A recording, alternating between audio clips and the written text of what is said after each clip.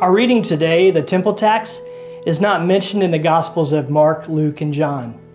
Matthew is a tax collector, so it's kind of interesting that he included his account of this event in his Gospel.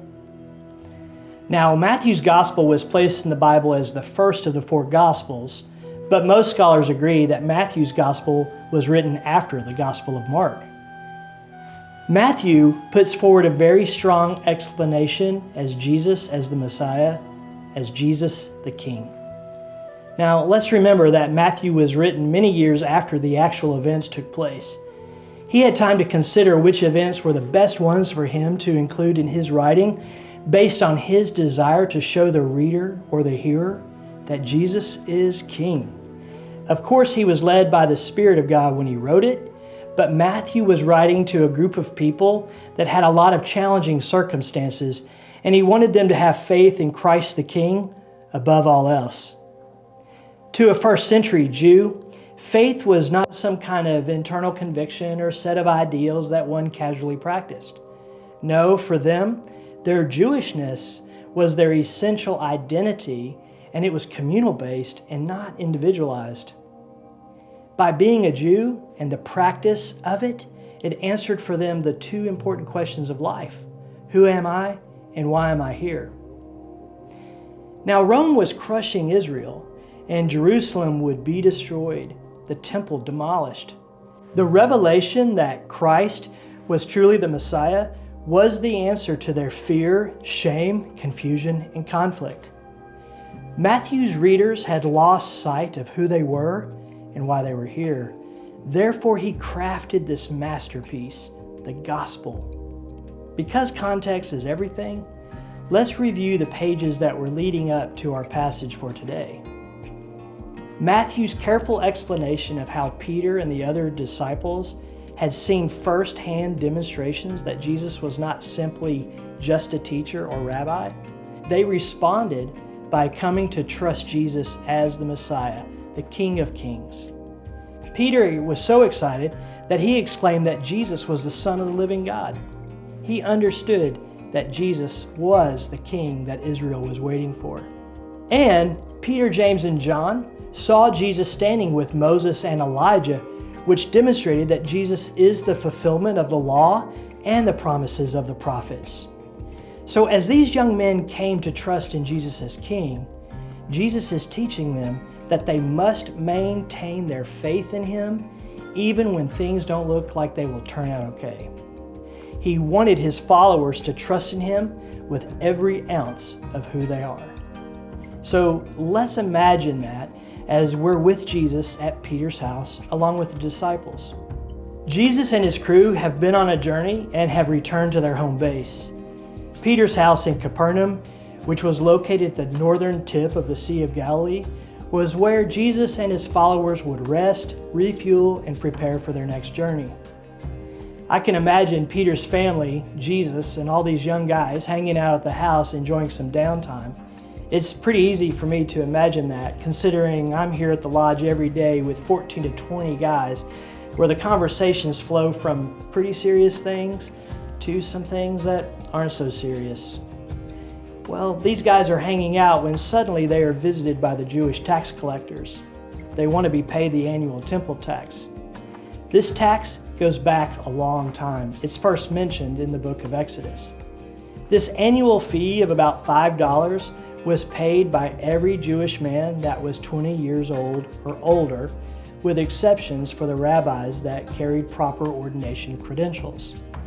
In those days, government taxes were levied on everyone except for the kings and the governors and the mayors and their children, and the temple tax was no different.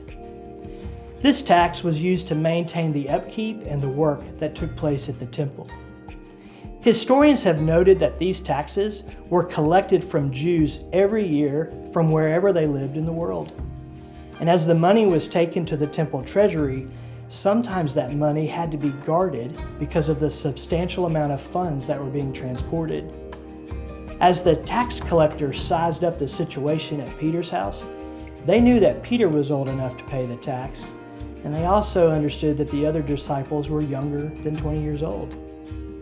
Jesus, he was old enough to pay the tax. And although they knew he was old enough, they wanted to see if Jesus would claim exemption. Now, they understood Jesus was working as a rabbi, but they also knew that he wasn't of their order of temple leaders. He lacked proper credentials.